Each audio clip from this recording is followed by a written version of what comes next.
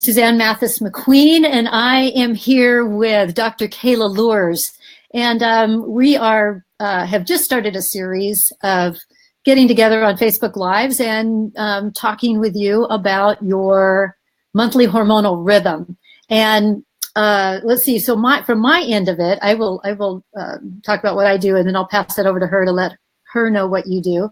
I wrote a book called 4 Seasons in 4 Weeks, and I break down the monthly hormonal rhythm, the approximate 28 days of the female cycle, into 4 guided weeks, which I identify with fall, winter, spring, and summer. But I also identify it with a resting phase, a building phase, an expressing phase, and a deconstructing phase.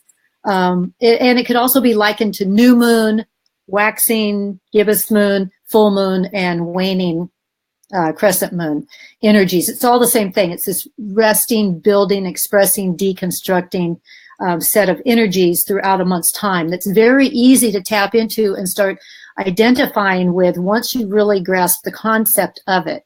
And so my work is based on the female's experience. I don't have women track for fertility or contraception. I'm all for that. I'm all for fertility awareness method, really learning that and getting good at it. It's just not what I do. I do more of a basic first layer, and that is just tapping into your experience as a woman, so that these, and I can give an example of that in just a little bit, but we're really talking about how you can utilize the fuel of your hormones throughout each phase by understanding them and really being in alignment with them, so that you are making optimal decisions in your health, in your love life, in your relationships, in business. So Kayla, so why don't you let us know let everybody know what you do? Yeah, so I love the work you do, Suzanne. I have to say that first, just because I feel like what you do in working on that level is that we can kind of lay groundwork for people to build a really healthy, really informed life of living with nature and living with the seasons, which is what I practice when I do Ayurvedic medicine. So I am a Western trained family physician, but I also add on top of that this ancient wisdom of nutrition, yoga, breath work, moving, just really basic things that help people feel good. Yeah. Oh, that's so perfect, because they just dovetail together. Mm-hmm. And so what, we're here because we want to answer your questions. We want to find out more of what you're wanting. We also will be telling you about a workshop that we have coming up in January up in Portland, Oregon, and hoping that the locals around there can attend, all the way maybe from Eugene and Salem into the Portland area, and then further up north and down. But we'll talk about that in just a little bit. We're only going to be on for about 10 minutes or so here, but we wanted to touch on some things.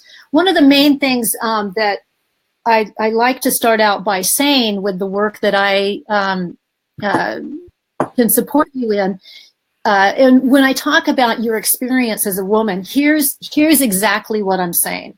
When we learn about the hormones, when we learn about them in school, when we learn about them by looking online, when we read about our hormones in books, we look at the scientific hormonal landscape. When we're trying to learn anything about it, we're learning about our cycle through technical terms, actually, which are absolutely correct. Everything about it's correct, and it's pretty, it's pretty dialed in and non-controversial. There's things that researchers are still discovering, but basically there is a rhythm to this hormonal landscape.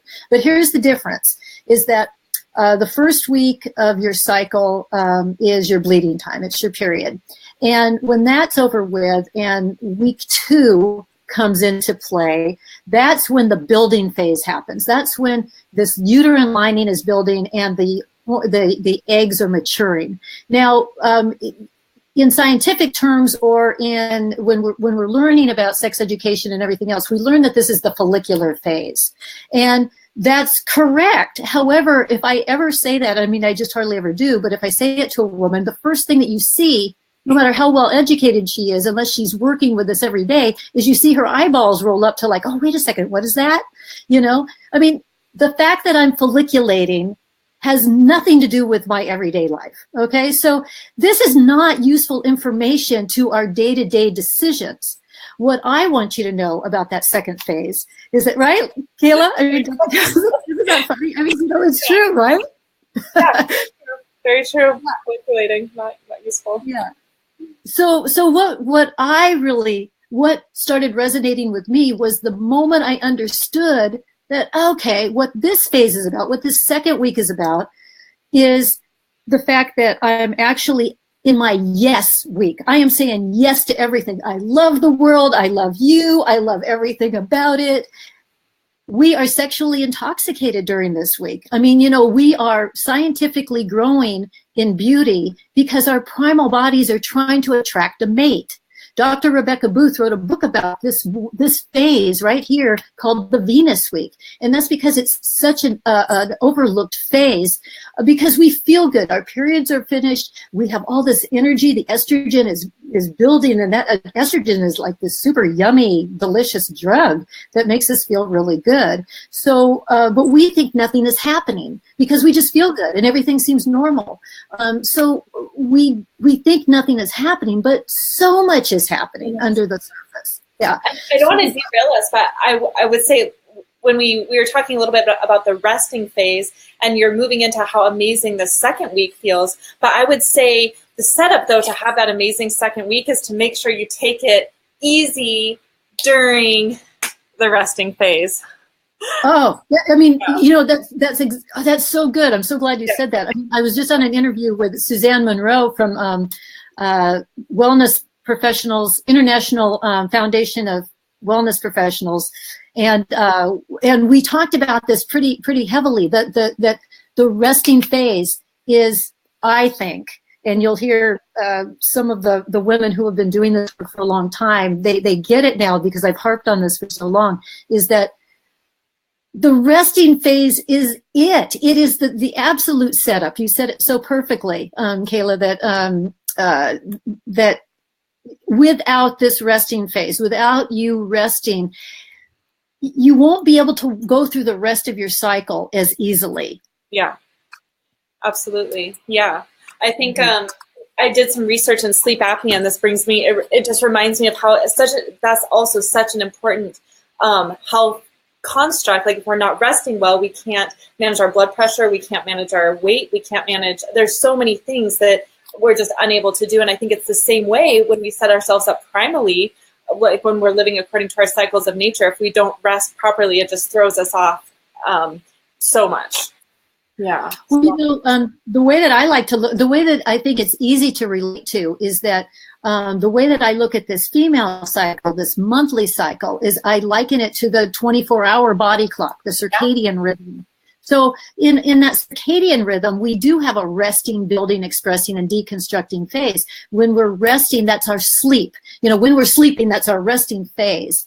And then when we get up in the morning, that's our building phase. When we hit our stride, that's our expressing phase. And when we get tired, that's our deconstructing phase. But and if we don't sleep at night, you know how trashed we feel. I know that if I miss one night of sleep, it had better be a good party that I went to, that was well worth it. But I cannot do it a second night. Now, I'm 60, so I just can't do it anymore. When I was 20, maybe I could go a couple of nights, but that was it. I mean, every single person listening to this can relate to the idea that that sleep is important, that how good we feel when we get a good night's sleep.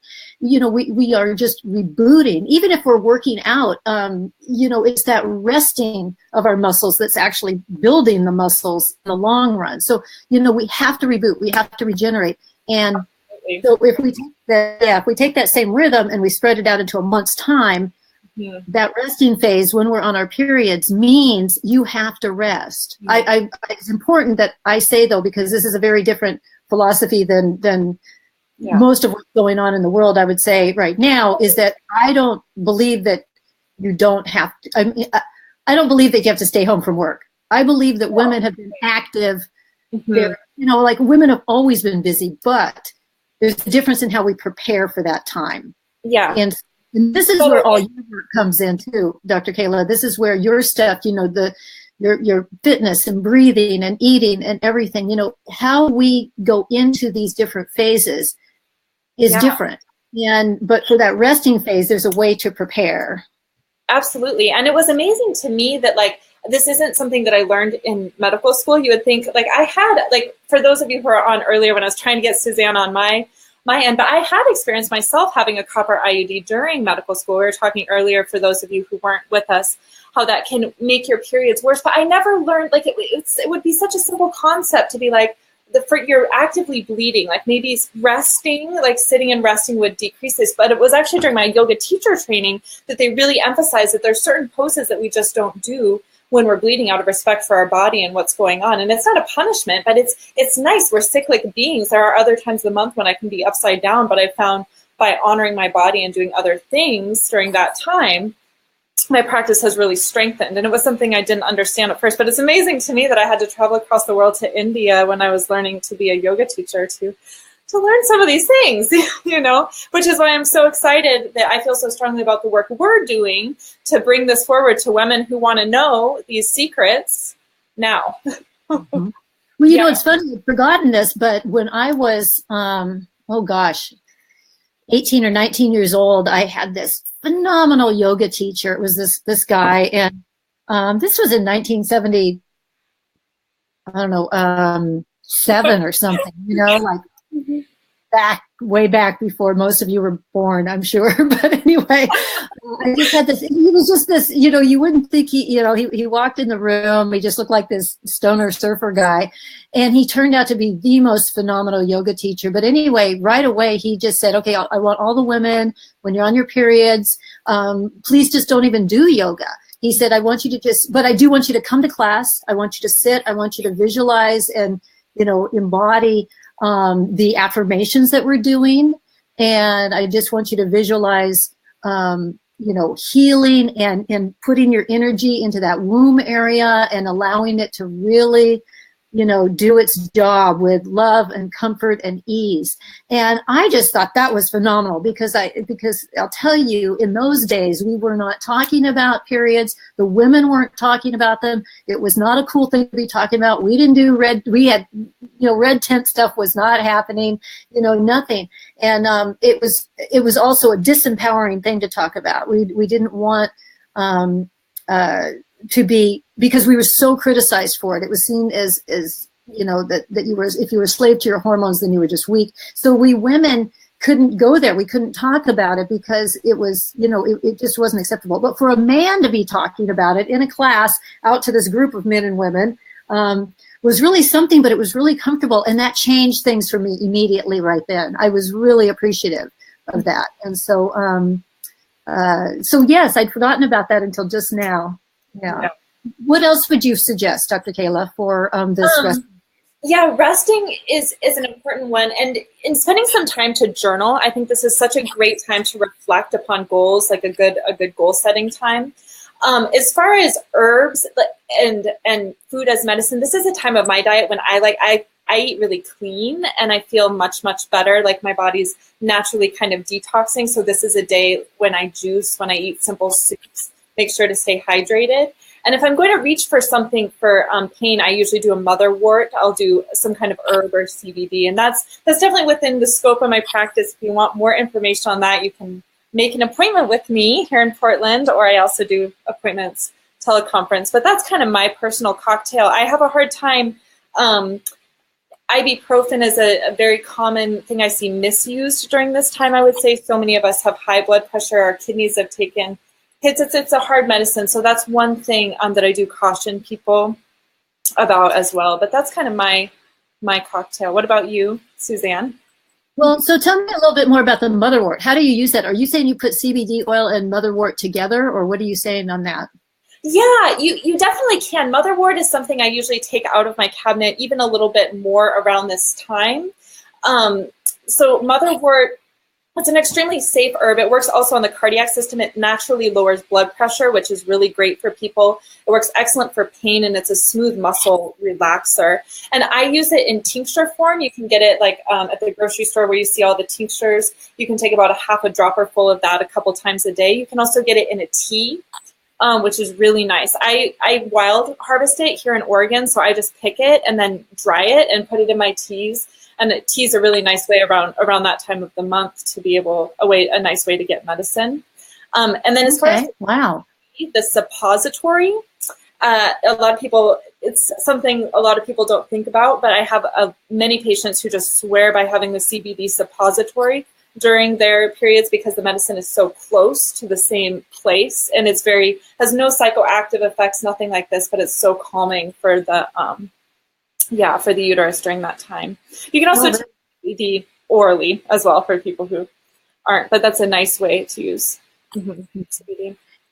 Yeah, and so let me just say real quick that the program that we're on here for our Facebook Live, we can't see who's on or anything like that. So if you have any questions for us or would like to make any comments to let us know that you're here or anything like that, go ahead and write some comments in the sidebar there, if you would, or however, wherever that is for you.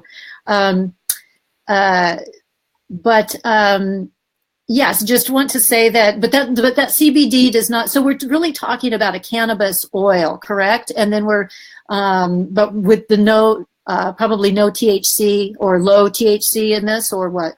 Correct. Yeah, that has been shown to work extremely well. And with that, people can still go to work. You can still function. It has no psychoactive effects whatsoever. Very safe. We've never had an overdose. No death by this method. But we have great studies showing that helps a lot for pain. And so I'm sorry. Oh no, go ahead. So the suppository version, then the suppository, it's in a form that will melt down really fast and absorb really very quickly. Yes. Oh look, I have a question popping up. Do you see this? Do you take CBD oil all the time or at certain times of the month? That is a great question, and it totally depends what you're trying to do. The way I describe the endocannabinoid system is it is a little bit more like a hormone. So taking CBD, and what I mean by that is taking CBD on a regular basis, like for maybe a whole month at a time or for 2 months at a time, can be a really nice way to restore your nervous system. And so this can be really nice for people like with PTSD, chronic fatigue, fibromyalgia, migraines, things like this can be signs that if you're constantly living in like your sympathetic nervous system, if you're really turned on all the time, it can be nice to do a few-month protocol of CBD. But if you're well-rested, healthy person and you're just using it for pain, then I can see how you would use it just certain times of the month. So that's a really great question. I would say just has to do with what the comorbidities are for the particular patient. Yeah. Excellent. And so while we're on that topic, I mean, let me just say that maybe it's because we live here in Oregon or whatnot, but anyone that's listening in at some point on this who doesn't live in a state that has been either at it for a while or that is accepting of the medicinal values, I think we're both here to just really say that this is a plant medicine that has been around since the beginning of time, and there's just been so much propaganda that started way back, I don't know, in the 30s or whatever, to really demonize this plant. But this is a medicine that is not only helping people to feel better, and we're not talking about being really stoned or anything like that. I mean, there's depends on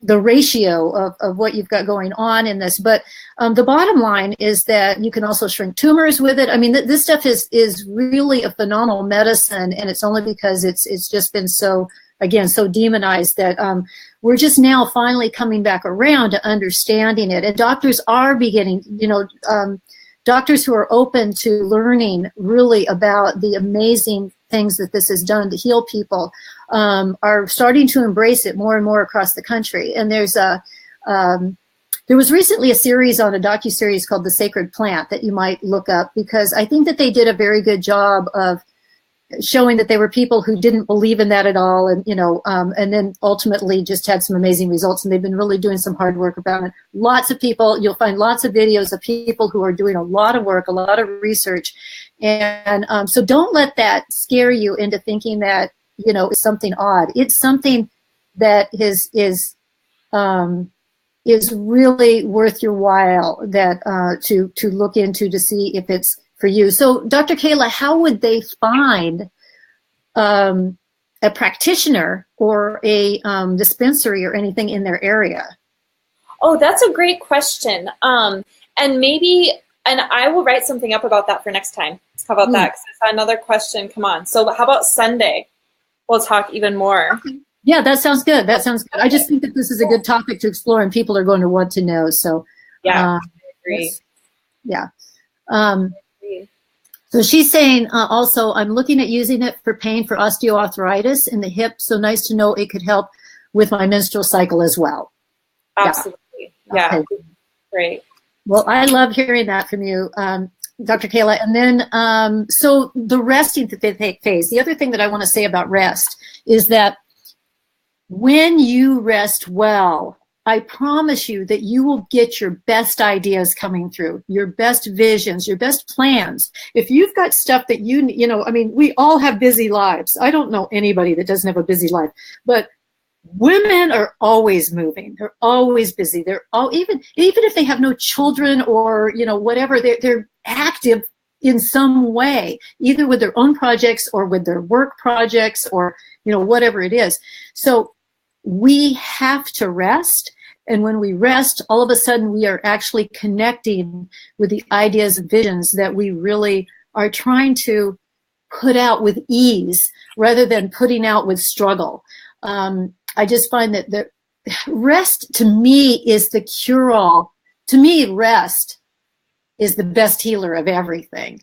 I mean, if I had to just choose one thing, that rest, you know, sleeping, resting. When you're very busy and you've got your kids or, you know, you're just working 24/7, whatever it is, it's hard to find that time.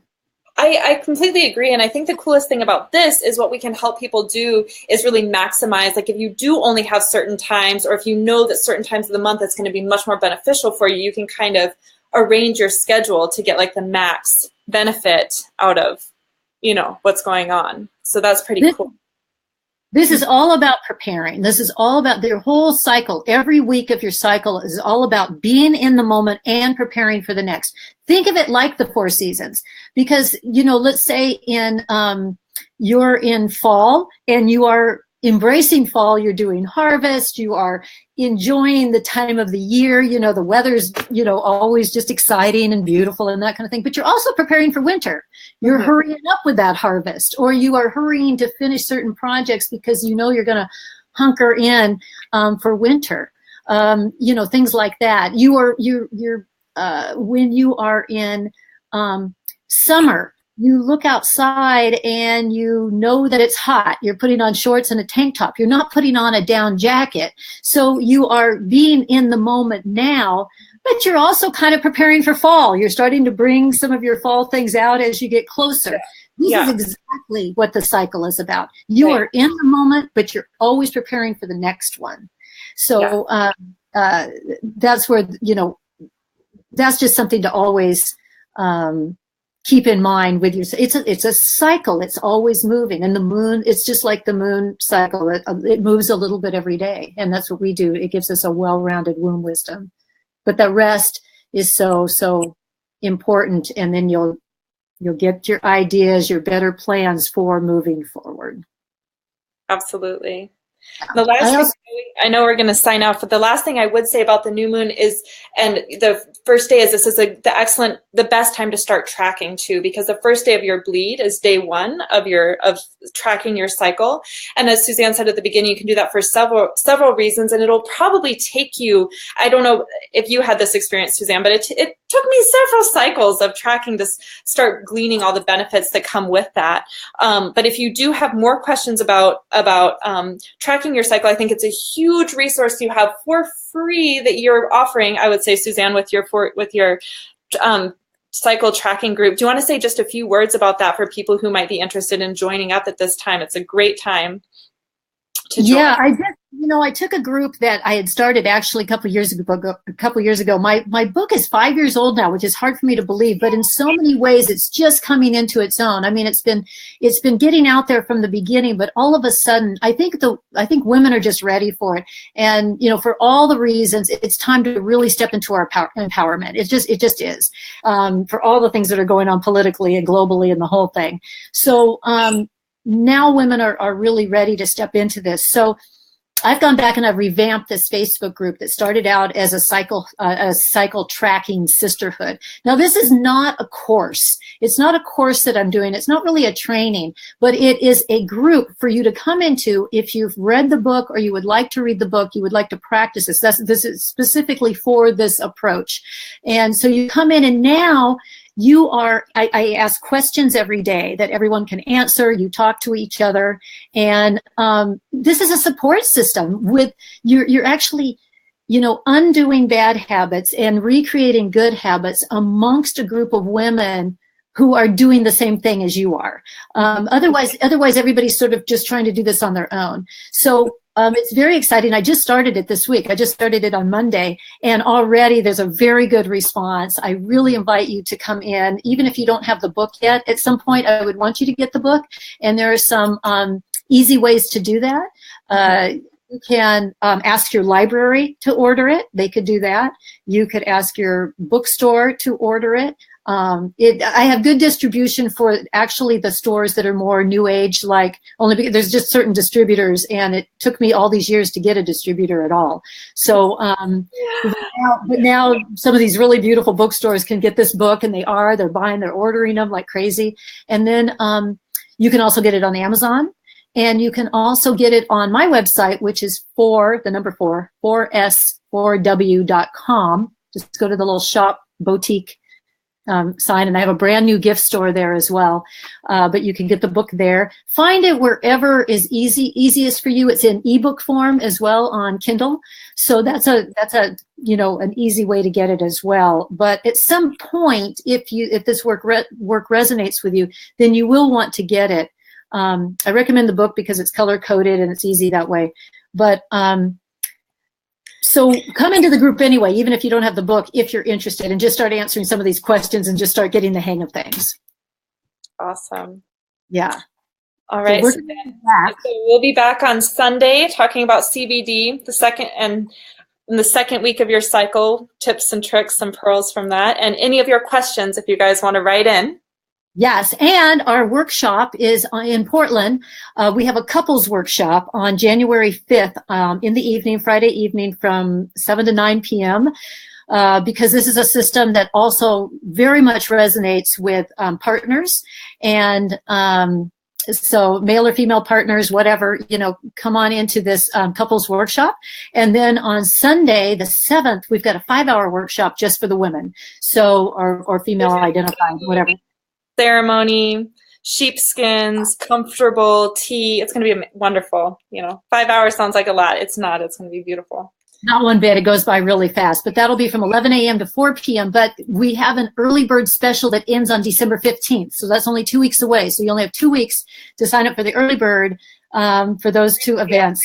We really, if you're anywhere in the vicinity, we want you to make it to Portland. And but anyway, we'll see you on Sunday. What time are we doing this on Sunday, Dr. Kayla? Do 3 same time maybe? We'll try 3. Okay. Yeah, okay. That sounds good. All right. Well, for now, thank you so much. And hopefully there should be some links already attached to this this video that gives you the link to the Facebook group and to our event page. And I will also add a link for a blog that I wrote on rest, although I think I'll kind of wait for that because I would like for you, Dr. Kayla, to add some of your stuff either to that blog or maybe we just do a part 2 to that blog. All right, maybe I'll attach that. Part 2. We kind of wing it and figure it out as we go along. So, all right. Thank you so much. We'll see you on Sunday. Take care.